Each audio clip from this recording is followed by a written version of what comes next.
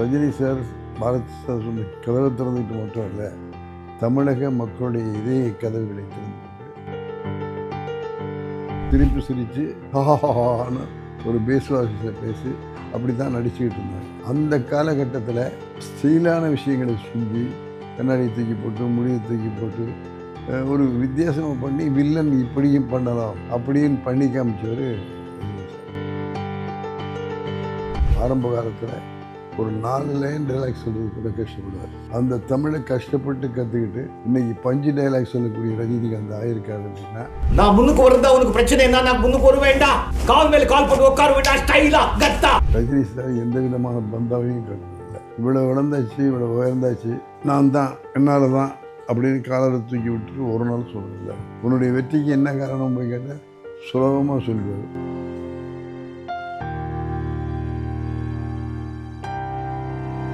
வணக்கம், நீங்கள் பார்த்துட்டு இருக்கிறது டேக் ஒன் தமிழ். நான் உங்கள் விஜய் பிரானேஷ். இன்றைக்கி என் கூட இருக்க ஒரு ஸ்பெஷல் கெஸ்ட் யார் அப்படின்னு பார்த்தீங்கன்னா, அதாவது தமிழ் சினிமாவோட ஓஜி டைரக்டர்ஸ் அப்படின்னு எடுக்கும்போது இவருடைய பெயர் இல்லாமல் இருக்காது. கமர்ஷியல் ஃபிலிம்ஸ் அப்படின்னு வரும்போது 10 படங்கள் எடுத்தோன்னா அதில் 7 படங்கள் இவரோடதாக தான் இருக்கும். அண்ட் ரஜினி சாரும் இவர்களும் சேர்ந்து கொடுத்த பிளாக் பஸ்டர் ஏராளம். என் கூட இன்றைக்கி எஸ்பி முத்துராமன் சார் தான் இருக்கார். அவர்கிட்ட நிறைய விஷயங்கள் கேட்டு தெரிஞ்சுக்க போகிறோம். வாங்க பேசலாம். வணக்கம் சார். வணக்கம். கிட்டத்தட்ட 50 வருடம் ரஜினி அவர்கள் இந்த தமிழ் சினிமா இண்டஸ்ட்ரியில் ஒரு ஹீரோவாக கடந்திருக்கார். அதில் முக்கியமான பார்ட் உங்களுக்கும் இருந்திருக்கு. 25 படங்கள் அவரோட பணியாற்றிருக்கீங்க. ஸோ அந்த அனுபவங்கள் பற்றி சொல்லுங்கள் சார். முதல்ல சூப்பர் ஸ்டார் ரஜினிகாந்த் அவர்களுக்கு பொன்விழா வாழ்த்துக்களை தெரிவிச்சுக்கிறேன். என்னுடைய சார்பில் மட்டுமில்லை, உலகத்தில் இருக்கிற அத்தனை தமிழர்கள் சார்பிலையும் நம்முடைய ரஜினிகாந்த் அவர்கள் 50 ஆண்டு காலம் இந்த திரையுலகத்தில் சூப்பர் ஸ்டாராக வாழ்ந்திருக்கிறார் என்பது மிகவும் சரித்திரத்துக்குரிய ஒரு செய்தி. கண்டிப்பாக. அப்படி சரித்திரம் படைத்திருக்கிற சூப்பர் ஸ்டாருக்கு எல்லோருடைய சார்லையும் என்னுடைய அன்பான வாழ்த்துக்களையும் பாராட்டுகளையும் தெரிவித்துக் கொள்கிறேன். சூப்பர் ஸ்டார் 50 ஆண்டு கால பணியில், அந்த பயணத்தில் கிட்டத்தட்ட 50 ஆண்டுகளும் அவரோடு பணியாற்றி இருக்கிறேன் என்பதை மகிழ்ச்சியோடும் சந்தோஷத்தோடும் சொல்லிக்கொள்கிறேன். அது நான் மட்டுமல்ல, என்னுடைய குழுவினர் அத்தனை பேரும் அவரோடு பணியாற்றினோம். அந்த பணியாற்றுதல் மூலமாக 25 படங்களை நான் இயக்கியிருக்கிறேன் ரஜினியை வைத்து என்று சொல்லுவது எனக்கு கிடைத்திருக்கிற ஒரு பெரிய விருது, பெருமை, மகிழ்ச்சி எல்லாமே கலந்த ஒன்று. அப்படிப்பட்ட 25 படங்களில் 25 படங்கள் என்று சொல்லுகிற போது 25 கதாபாத்திரங்கள். ரஜினி நடித்த படங்களில் ஒரே மாதிரி படமும் இருக்காது, ஒரே மாதிரி கதாபாத்திரமும் இருக்காது. வித்தியாசமான கதாபாத்திரங்கள், வித்தியாசமான படங்கள், கமர்ஷியலாக இருக்குது, சென்டிமெண்ட்டாக இருக்குது, ஃபேமிலியாக இருக்குது. அவங்க அந்த மாதிரி ரஜினிக்கு வித்தியாசமான ரோல்கள் கொடுத்து அவரை ஒரு சிறந்த குணச்சித்திர நடிகராக, சூப்பர் ஸ்டாராக ஆனதற்கு நாங்களும் ஒரு காரணம் என்பதை மகிழ்ச்சியோடு உங்களிடத்திலே தெரிவித்துக் கொள்ள ஆசைப்படுகிறேன். கண்டிப்பாக சார். நம்முடைய இயக்குனர் கே. பாலச்சந்தர் சார் அவர்கள் தான் ரஜினிகாந்த் அவர்களை திரையுலகிற்கு அறிமுகப்படுத்தினார்கள். அவருடைய ஆரம்பகால வாழ்க்கையை நீங்கள் பார்த்தீங்கன்னா ரொம்ப சிம்பிளாக வாழ்ந்திருக்காரு. அதாவது ஒரு பெங்களூரில் கண்டக்டரை வேலையை துவக்கி, அந்த கண்டக்டராக வேலை பார்க்குற போது தன் நண்பர்களோடையெல்லாம் சேர்ந்து திரு நாடகங்கள் போட்டு அதன் மூலமாக தன்னுடைய நடிப்பு திறமையை காட்டி மக்களிடத்தில் பெயர் வாங்கினார். அதன் பிறகு சென்னைக்கு ஃபிலிம் இன்ஸ்டியூட்டில் படித்து பேர் வாங்கினார். அப்படி பேர் வாங்குகிற போது தான் மிஸ்டர் கோபாலி என்கின்ற பத்திரிகையாளர் சூப்பர் ஸ்டார் அவர்களை நம்முடைய பாலச்சந்தர் சார் அவர்களிடத்தில் அறிமுகப்படுத்தினார். பாலச்சந்தர் சார் அவரை பார்க்கிற போதே இந்த பையன்ட்டு ஏதோ ஒரு பவர் இருக்குது, அவன் கண்ணில் ஏதோ ஒரு பவர் இருக்குது, நீ ஆஃபீஸருக்கு என்னை பாருன்னு சொல்லி சொன்னார். அதே போல் ரஜினி ஆஃபீஸுக்கு போய் பாலச்சந்தரை பார்த்தபோது முதல் வாய்ப்பு அவருக்கு பாலச்சந்தர் சார் அவர்களால் கொடுக்கப்பட்டது. என்ன சொல்லப்போனால் மகிழ்ச்சியோடையும் பெருமையோடையும் சொல்லிக்கொள்ள ஆசைப்படுறேன். என்னை மாதிரி இயக்குநர்களுக்கு புது நடிகர்களை கொடுத்த பெருமை பாலச்சந்தர் சார் அவர்களையும் சேரும். நம்முடைய திரையுலகத்தில் இருக்கிற நடிகர்களில் பெரும்பானவர்கள் பாலச்சந்தர் மூலம் அறிமுகம் செய்யப்பட்டவர்கள். அப்படி அறிமுகப்பட்ட வரிசையில் கமலும் சரி ரஜினியும் சரி இருக்கிறார்கள். அவர் முத பாலச்சந்தருடைய படத்தில் ஒரு கதவை திறந்துக்கிட்டு உள்ள வருவார். ஆமாம். அந்த கதவை திறந்துக்கிட்டு உள்ள வரதை நான் சிம்பாலிக்காக சொல்கிறது.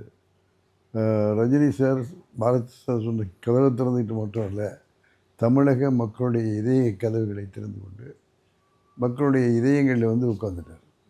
ஆமாம் சார். அன்னையிலிருந்து இன்றைக்கி வரையிலும் எந்த விதமான குறைவும் இல்லாமல் நிறைவோடு வாழ்ந்து கொண்டிருக்கிறார்.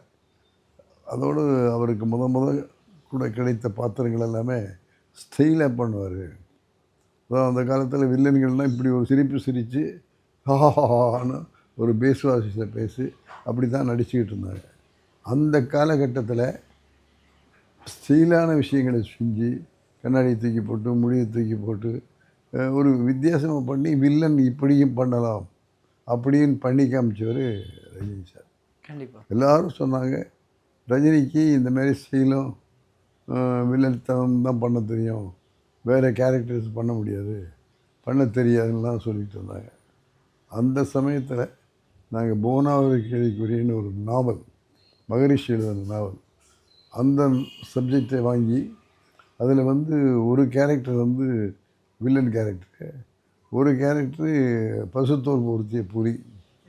ஆகவே இந்த வில்லனாக நடிச்சுக்கிட்டு இருந்த ரஜினிகாந்தை ஹீரோவை போட்டு, ஹீரோவாக நடிச்சுக்கிட்டு இருந்த சிவகுமார் சார் வில்லனாக போட்டு 2 பேரையும் கேரக்டரைசேஷன் மாற்றணும். அந்த மாதிரி மாற்றும்போது ரஜினி இந்த ரோலை செய்வாரா, செய்ய முடியுமான்லாம் கேட்டாங்க. பஞ்சவரணாச்சலமும் நானும் அவர் நிச்சயமாக செய்வார். அவர் வெறும் வில்லன் மட்டும் இல்லை, வெறும் ஸ்டைல் மட்டும் இல்லை, அவர்கிட்ட நடிப்பு ஆற்றல் திறமை இருக்குது. ஆகவே அவரை பார்க்கும்போதே தெரியுது, அவர் கண்ணை பார்த்தாலே தெரியும், எதையுமே அவர் சாதாரணமாக எடுத்துக்கிறது இல்லை. ஒரு வித்தியாசமான முறையில் அந்த பெர்ஃபார்மன்ஸ் பண்ணுவார், வித்தியாசமான முறையில் வசனம் பேசுவார், வித்தியாசமான முறையில் பஞ்சு டைலாக் சொல்லுவார். ஆகவே அதிலிருந்து அவருடைய கேரக்டரைசேஷன் நிச்சயமாக எல்லா கதாபாத்திரங்களுக்கும் பொருந்தும்னு சொன்னோம். அதேமாதிரி போனாவரி கேள்விகளில் ஹீரோவை ஆக்ட் பண்ணி மக்களுடைய மனதில் இடம் பிடிச்சி படிப்படியாக வளர்ந்தார் அப்படிங்கிறத மகிழ்ச்சியோடையும் பெருமையோடையும் சொல்லிக்கூட சொல்கிறேன். ஆரம்ப காலத்தில் ஒரு 4 லைன் டைலாக் சொல்கிறது கூட கஷ்டப்படுவார். ஆனால் அந்த தமிழை கஷ்டப்பட்டு கற்றுக்கிட்டு இன்றைக்கி பஞ்சு டைலாக் சொல்லக்கூடிய ரஜினிகாந்த் ஆகியிருக்காரு அப்படின்னா அதுக்கு காரணம் அந்த உழைப்பு, அந்த திறமை, அந்த நம்பிக்கை, இதெல்லாம் இருந்ததுனால தான் சூப்பர் ஸ்டார் ரஜினிகாந்த் அவர்கள் 50 ஆண்டு கால பயணத்தில் வெற்றி பெற்றிருக்கிறார். அது ரஜினியுடைய வெற்றி சாதாரண வெற்றி இல்லை. ஆகவே அதுக்கான உழைப்பை கொடுத்து தான் அந்த வெற்றியை பெற்றார்.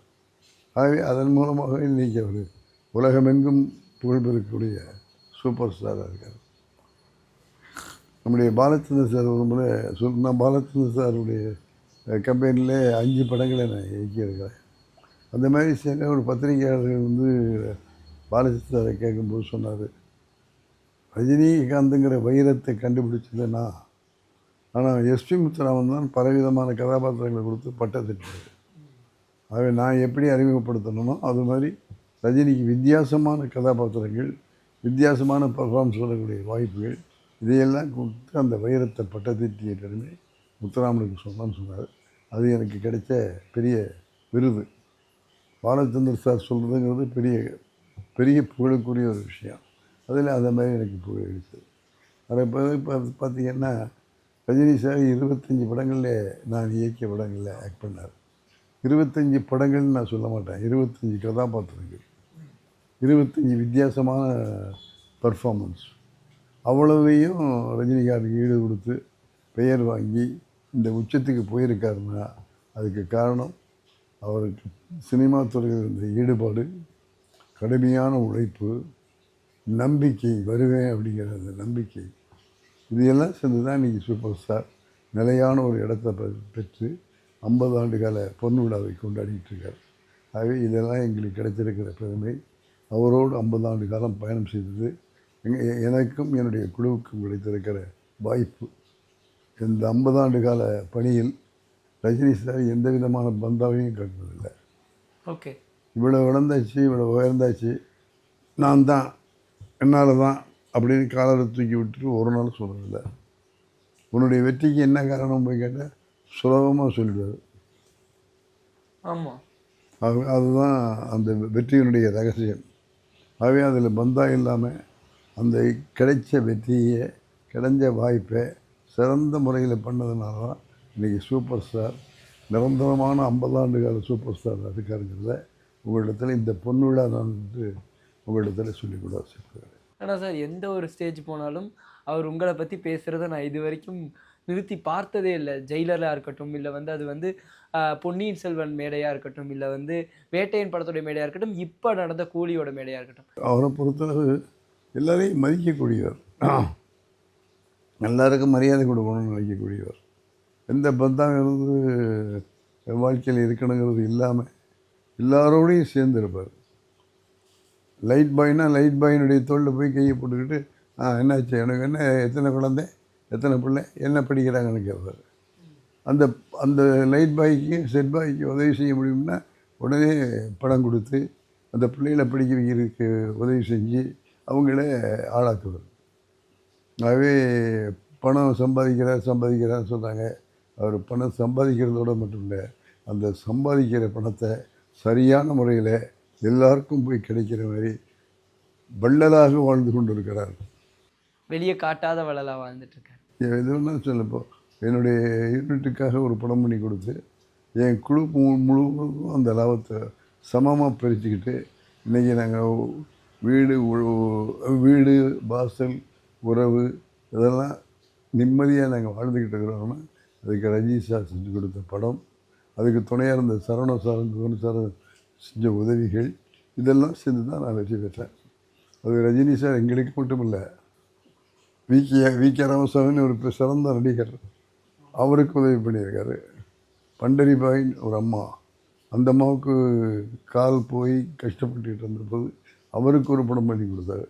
நலிந்து போன கலைஞர்களுக்கு மட்டும் இல்லை, நலிந்து போன தயாரிப்பாளர்களுக்கும் உதவி செஞ்சவர் சூப்பர் ஸ்டார் ரஜினிகாந்த். கண்டிப்பாக சார், நிறையா விஷயங்களை பகிர்ந்துக்கிட்டீங்க. அதுவும் இவரோட ரஜினி அவர்களுடைய 50வது வருடம் பற்றி இவ்வளோ ஸ்பெஷலாக சொன்னீங்க. இந்த ஒரு சந்திப்புக்கு ரொம்ப ரொம்ப நன்றி. அதே மாதிரி உங்கள் எல்லாருக்கும் என்னுடைய அன்பு கலந்த வணக்கங்கள், வாழ்த்துக்கள்.